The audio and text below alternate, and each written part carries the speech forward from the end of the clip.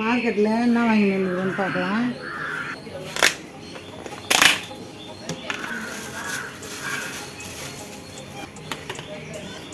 அரை kilo chicken. இது என்னதுன்னு பார்க்கலாம். மீன் ஒன்று ஒன்று அரை கிலோ இருக்குங்க.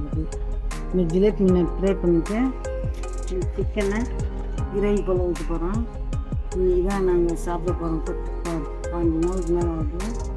இதை செஞ்சுட்டு இதை காட்டுறோம். க்ளீன் பண்ணிவிட்டு காட்டுறேன். இது பாருங்கள், 3 மீன் முழுசாக எடுத்து வச்சுருக்கேன்.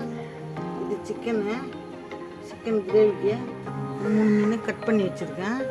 இந்த 3 மீன் தோசைக்கல்ல தவாவில் போட்டு கொடுக்க போகிறேன். இதை எல்லாம் க்ளீன் பண்ணிட்டு செஞ்சுட்டு இன்றைக்கி மீன் சிக்கன் வாங்கி வந்து செஞ்சுட்டான். இது வந்து வெள்ளை சாதமாக சிக்கன் கிரேவியை